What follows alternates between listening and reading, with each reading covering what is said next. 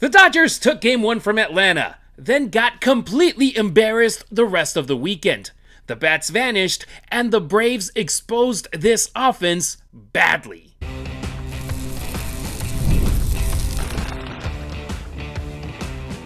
You are Locked On Dodgers, your daily Los Angeles Dodgers podcast. Part of the Locked On Podcast Network, your team every day.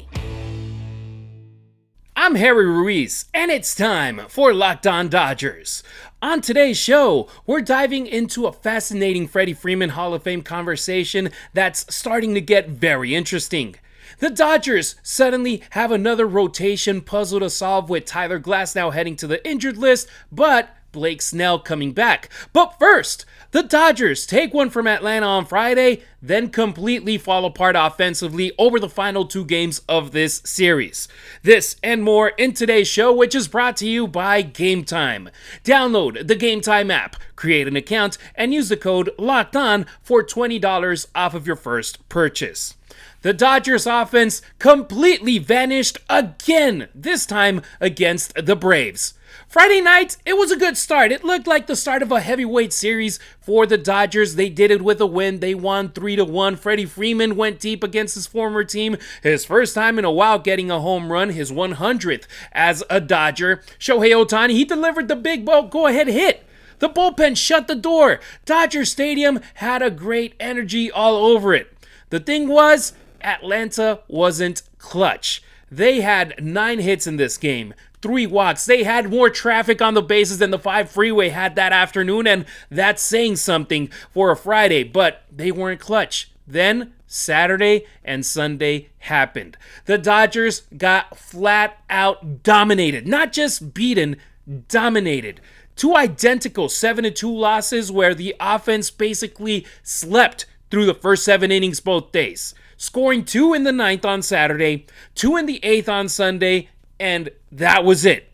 By the time the Dodgers started showing signs of life offensively, the Braves had already built huge leads and controlled the entire pace of the game. Because Saturday, the Dodgers, they got 6 hits. Sunday, only 2, including the Max Muncy 2-run home run, with which they were able to not get shut out in that game. And that's not just baseball being baseball. This, unfortunately, is becoming a trend for the boys in blue. If you watch their games day in and day out like I do, you know that we're getting frustrated because the bats, they're going ice cold in key moments. They're either super hot or super cold. There's no middle ground for this team. Check out these stats. The Dodgers, when scoring 3 runs or fewer this season, 4 wins, 14 losses. That's 18 games this year where they can't go over 3 runs. It gets even more worrisome when out of those 18 games in 13, they scored 2 runs or fewer. They've gone 1-12 in those 13 games, and they've now lost 7 games in their last 2 weeks with almost no offensive resistance whatsoever. Those last 7 losses that the Dodgers have suffered over the last 2 weeks, they weren't able to muster more than 2 runs in a game. And that's a concern in my opinion. I know it's barely May 10th. Happy Mother's Day to all the mothers, to my mom, to my wife, to all the mothers out there, my mother-in-law, my sisters. Congratulations. But on this Mother's Day, man, the Dodgers weren't able to give all the Dodger moms a big satisfaction of a win or at least a little bit more of a competitive defeat. They were this close in the 7th inning with Max Muncy hitting a ball off to the wall, but before it hit the wall, that right fielder from the Braves was able to get the catch. Bases loaded. It would have at least brought in a couple of runs for the Dodgers. It would have been 3 because it was already 2 outs on the board. But let's keep that out of business. The next inning, he hit a 2-run home run. Man, that would have helped out a lot in the 7th inning. So they had opportunities. They weren't able to cash in. Even though it was late in the game, they had a shot right there with the bases loaded. But look at that lineup. You've got Ohtani, who is batting less than 200 in the first week and change of this month. You've got Will Smith, Freddie Freeman, Max Muncy, Andy Pages, and man, Teoscar Hernandez, who got the day off on Sunday, he needs to step it up, because if not, that conversation is going to shift into what do we do with the left field position for the boys in blue, because he's not a good defensive outfielder. And then when his bat isn't producing, then what do you have him out there for? For the eventual home run? For him showing up here and there? You need consistency out there at left field. And right field, it hasn't been a lot better with Kyle Tucker, who at least defensively, he's a notch better than Teoscar Hernandez. But with the bat, he got a little bit better since the series in Houston. But with the type of money he's getting paid, you would like him to be a key cog in that lineup where fear is induced to every player that's pitching against the Dodgers any given day. It hasn't been the case. At least now he's been a little bit more chill with those first pitches, which he was swinging at more than half the times. He's been a little bit more calm. He was one of the guys that drew a walk in that 7th inning versus the Braves on Sunday. Helped get the bases loaded for Max Muncy, who unfortunately he was a victim of a great outfield play. But right now, there are stretches where this lineup looks weirdly passive against quality pitching. Too many early count outs. Too many missed fastballs and hitter counts. Shohei Ohtani, I'm looking at you, man. A lot of those pitches that you were demolishing in your first 2 years as a Dodger, this season, you're not doing the same thing. I hope that changes. I know it's too early in the season, but I'm not the type of fan that just tunes out at the beginning and just starts watching baseball in September, October, and enjoys the playoffs and the postseason wins. No, I'm invested. Game 1 through 162, plus whatever many games the Dodgers play in the postseason. And look, the Braves, they're a fantastic team.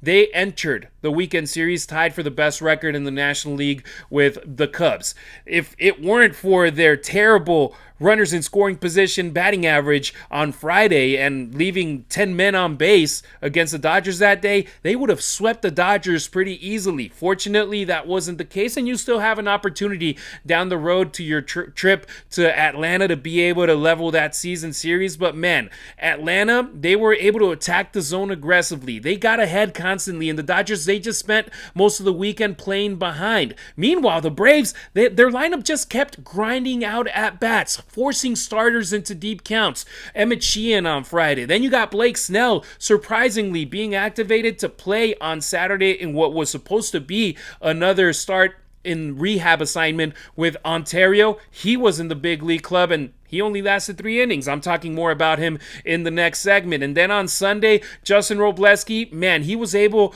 to go 8+. He pitched into the 9th inning, but that 2nd inning, that throw to second base where he could have and should have started a double play, it was a little bit wild. Shout out to Alex Freeland, who was able to at least salvage an out at second base. But afterwards, the Braves, they were able to get quality at bats, get more damage, and get more runs, put a crooked number up early in the game, and that right there was the end for the boys in blue, who weren't able to score more than 2 runs on Saturday and Sunday. And look, the Braves, they just kept creating opportunities. The Dodgers, they barely created any, and that was the difference in this game. And look, this doesn't suddenly erase everything good about the Dodgers. They're a great ball club. They have a fantastic and stacked rotation, the best ERA in baseball entering this weekend. The Braves, they were coming in with the hottest bats in all of baseball, despite not having Ronald Acuna, who got hurt. And right here, nobody's panicking in May, but this series did highlight something real.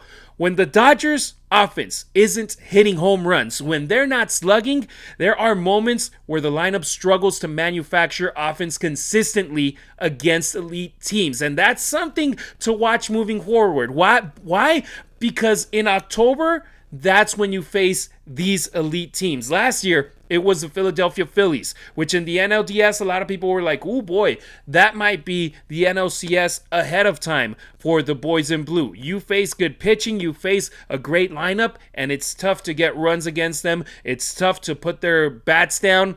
The Dodgers, they need to learn how to play against these good teams. Fortunately, with the way that this team is structured, they pretty much get a way to go into September, into October, staying up there. Heck, last year, they were a wild card team.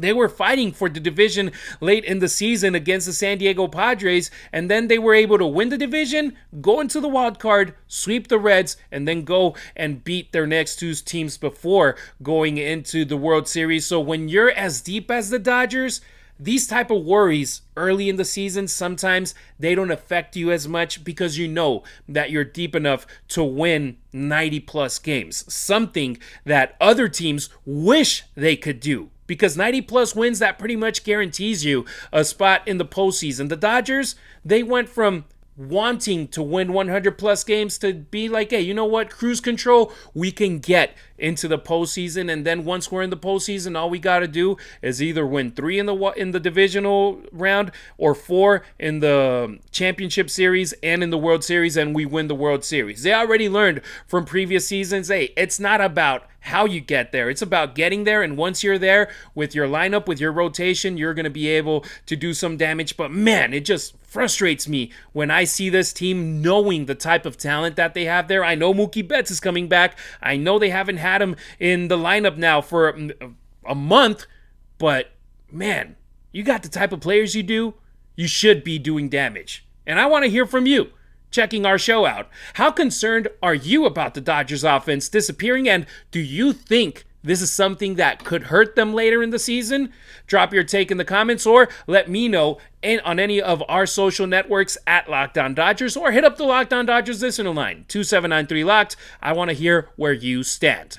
Coming up on Locked On Dodgers, the Dodgers rotation carousel somehow got even crazier this weekend. Blake Snell is back. Tyler Glasnow is out.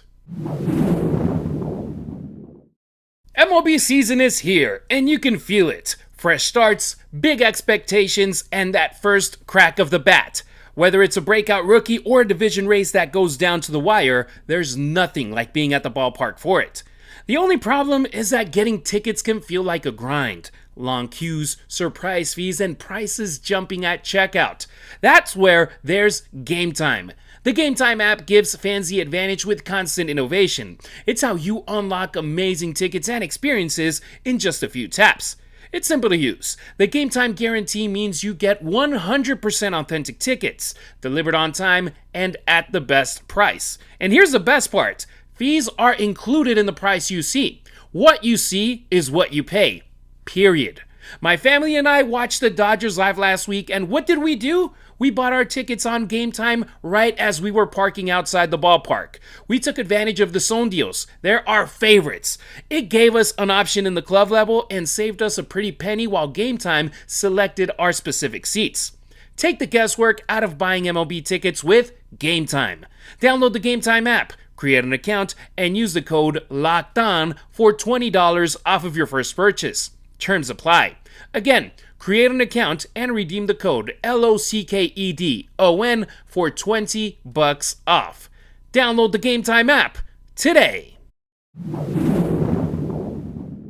Don't forget to check out the Everydayer Club for ad-free episodes and access to a group chat with me and other listeners of this show.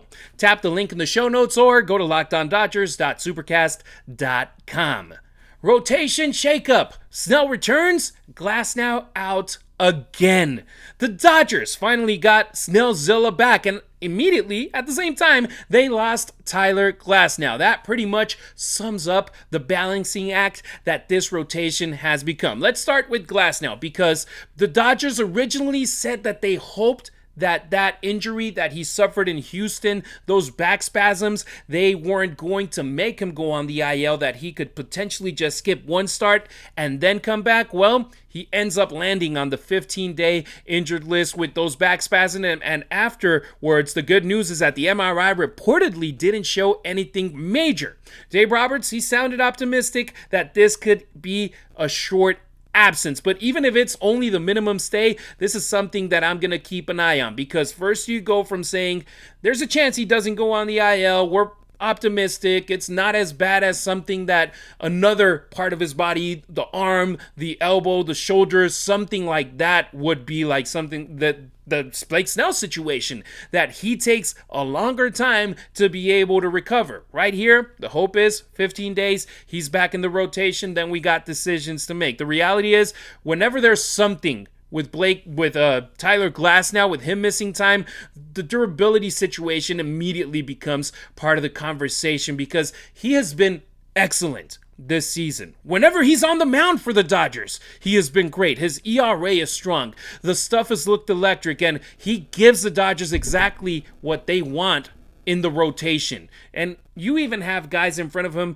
like Yoshinobu Yamamoto, Shohei Ohtani, so he doesn't have the responsibility to be at that top of the lineup. He's the sandwich. He's a ham on the sandwich. He's right in the middle in that 6-man rotation right now, and if they go to 5 men, he would be right in the middle in that third spot. But we've seen issues pop up with him before, and with a pitcher built like Tyler Glasnow at 6'8", those physical maintenance concerns, they're always going to exist. And the Dodgers, they clearly decided that this right here wasn't something worth pushing through in the month of May. And honestly, that's probably the correct call. The bigger picture for this organization has always been October.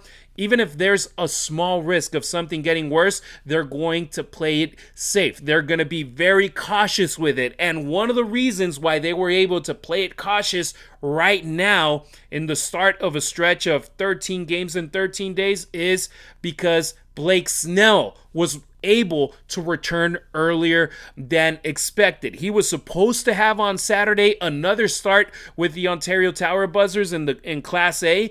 Instead, they were like, hey, would you like to have a start against the Braves on Saturday? And he immediately said yes. And that's something that you can go back to last year with Shohei Ohtani. Instead of going to the minor leagues and have rehab starts, he was able to do those starts in the big leagues with an inning, with 3 innings, with 5 innings, and then eventually being stretched to 90, 100 pitches. Obviously, he got to 100 this season, but last year he was up there in that 80 to 90 pitch range by the end of the year, and with the playoffs included. Right here with Blake Snell, they wanted to have that opportunity, and especially with Tyler Glasnow going on the IL, then the shuffling began. Roki Sasaki, now he's scheduled to start on Monday. You're able to push back the other guys that are behind him and be like, okay, Yoshinobu Yamamoto's going to get his regular rest. Shohei Ohtani is going to get his regular rest. And then you're going to be able to throw Blake Snell in there as well.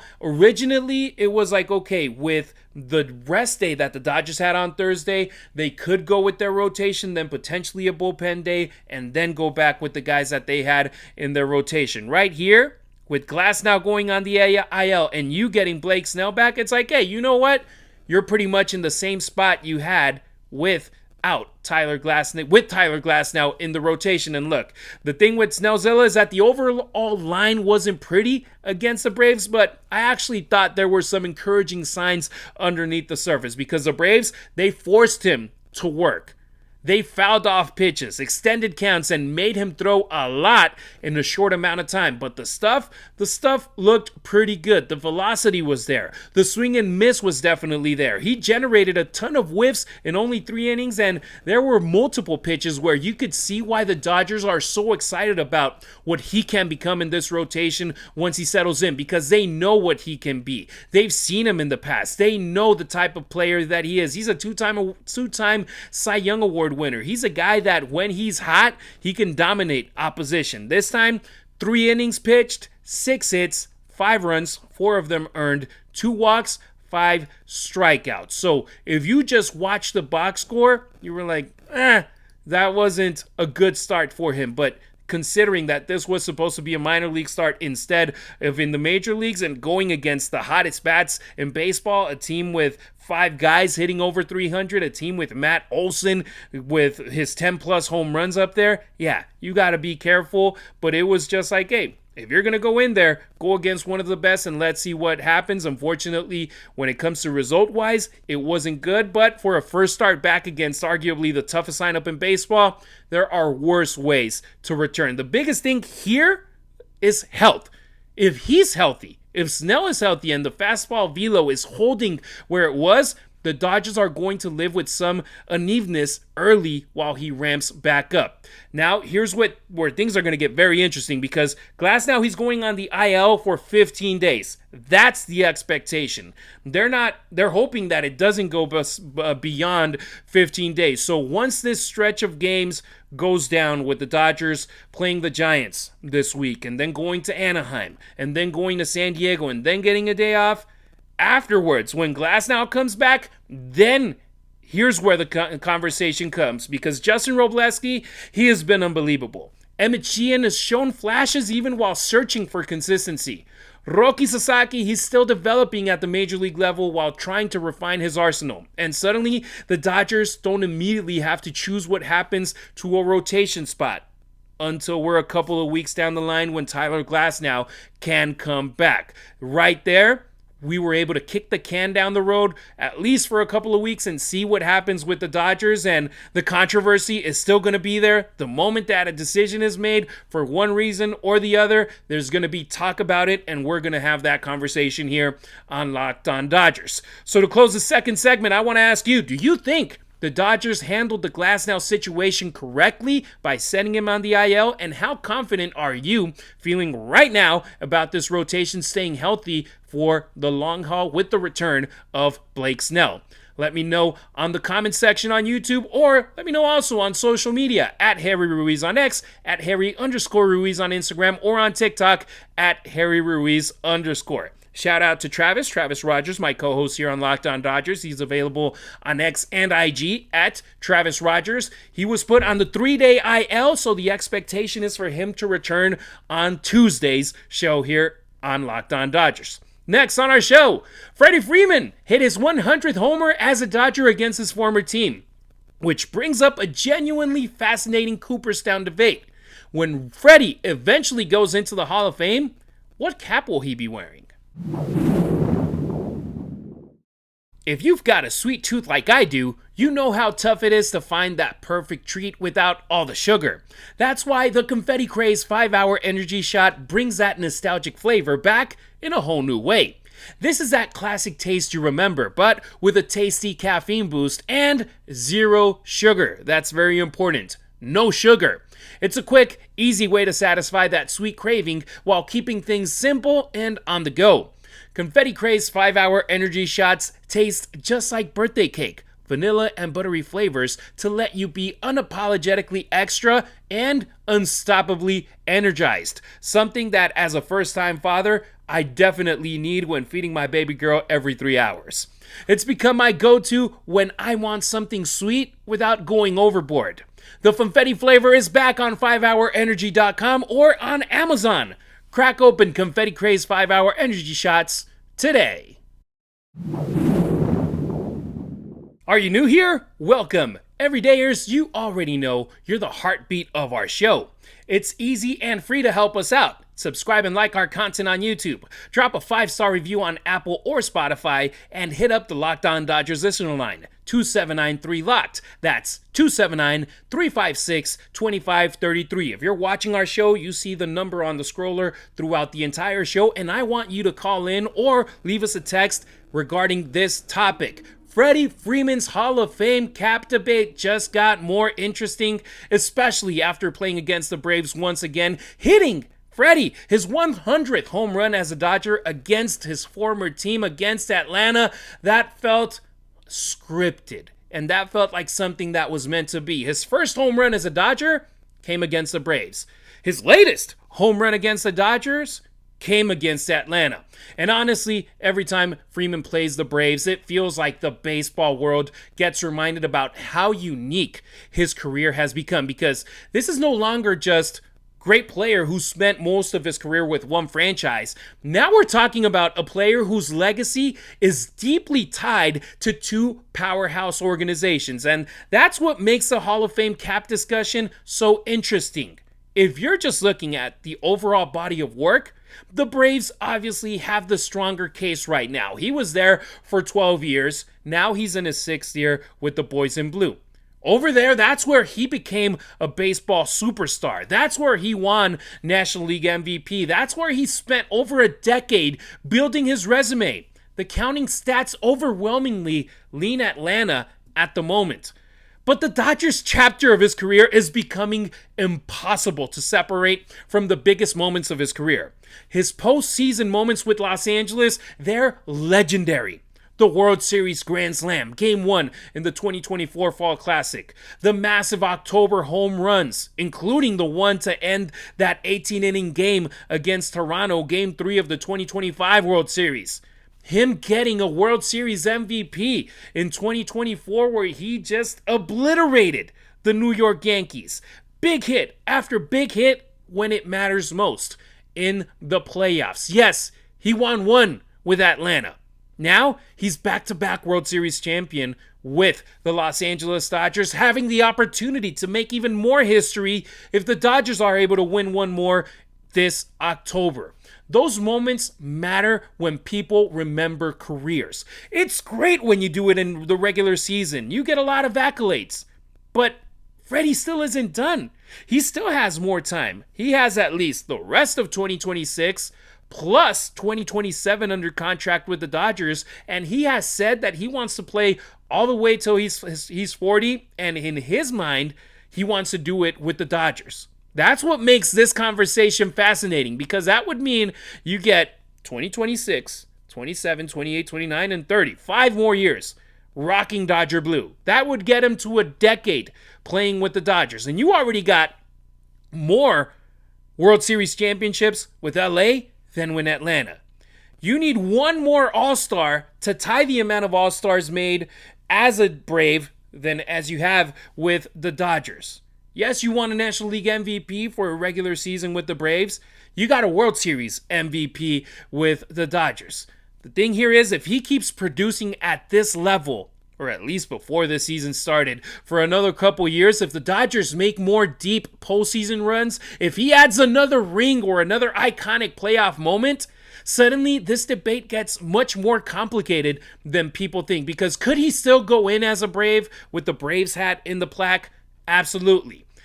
Every time he goes to Atlanta, it's a sentimental thing for him and for his family. Of course, in his first at-bat out there in Atlanta with the Dodgers, he had tears in his eyes.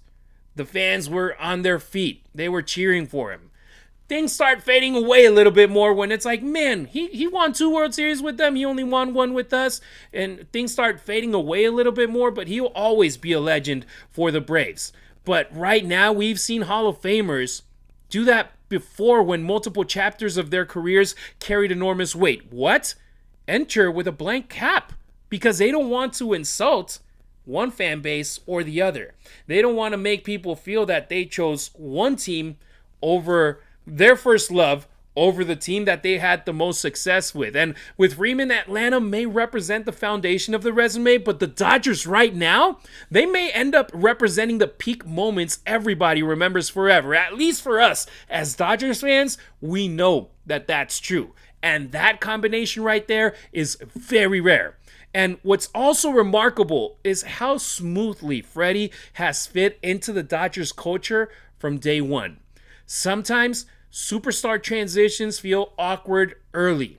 This with Freddy never did. He immediately became one of the most emotional leaders on this team, one of the most reliable hitters for this franchise, and one of the faces for this squad. When you go to the ballpark, you see number 5 jerseys left and right.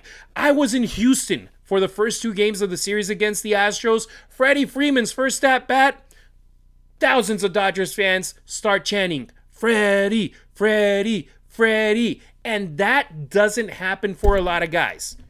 For example, Mookie Betts. I remember his first 4 or 5 years, every ballpark I went to watch the Dodgers, you would always hear the Mook. Shohei Ohtani, man, he's a unicorn. He gets cheered by home and away fans. Freddie Freeman, he gets those Freddy chants. Other guys are key pieces on this team. Max Muncy, Will Smith, Andy Pages. The fans don't go as crazy as they do with Freddie Freeman, who is in an elite of this franchise, and now he's piling up milestones in Dodger Blue while continuing to strengthen a Hall of Fame case that was already elite years ago. Now, it's even stronger. And the fact that we're even debating the cap at all tells you how impactful his Dodgers run has been. Because when he signed with the Dodgers, it was like, man, that's Atlanta's legend. That's a guy that we felt that was going to be a Brave for the rest of his life. It didn't end up happening. He joins the Dodgers, and oh boy, does every single Dodger fan thank the baseball gods that he landed in Dodger blue, because what 2024 had happened without Freddie Freeman going up at bat, injured, with the bases loaded, with the opportunity to win the game with a single and him hitting a home run, what 2025 had happened for the Dodgers the way it did, it's just something that goes into my mind, and it's like he's an icon for this Dodgers franchise. And look, he's in the final years of his career. Will he close it with the Dodgers? I hope so. But that would also mean that he's playing at a high level. The thing is, this debate, I saw it on social media, and a lot of people were pro-Atlanta, a lot of people were pro-Dodgers. It was somewhere 50-50. Obviously, it depends on who you follow on social media that you see more. I try to stay a little bit more in the middle, in the trending topics over on X, and it was like, man, a lot of people are going and swinging both ways. Let me know what you think. Head on to the Locked On Dodgers listener line. Go to our social media. If Freddie Freeman retired today, what cap do you think he should wear in his plaque for the Hall of Fame? Braves, Dodgers, or no logo at all? And do you think his Dodgers legacy is becoming bigger than people expected? Let me know. YouTube comment section, wide open. Social media, Locked On Dodgers listener line. If we get a good amount of voicemails or texts, we'll play them soon so we can hear what you think. All right, that'll do it for today's pod. Thank you for making Locked On Dodgers your first listen of the day, and thank you for making Locked On the #1 sports podcast network. Travis and I will be back on Tuesday to talk about the Dodgers kicking off their 4-game series against the Giants at Dodger Stadium. San Francisco's coming off of losing 9 out of the last 12. Their manager is getting booed out of the building out there at Oracle Park. We need to dominate them. Come on, Dodgers. If you never miss an episode, the Everydayer Club is built for you. Get Locked On Dodgers ad-free, plus members-only Discord access, and more. Head to LockedOnDodgers.supercast.com to join the club.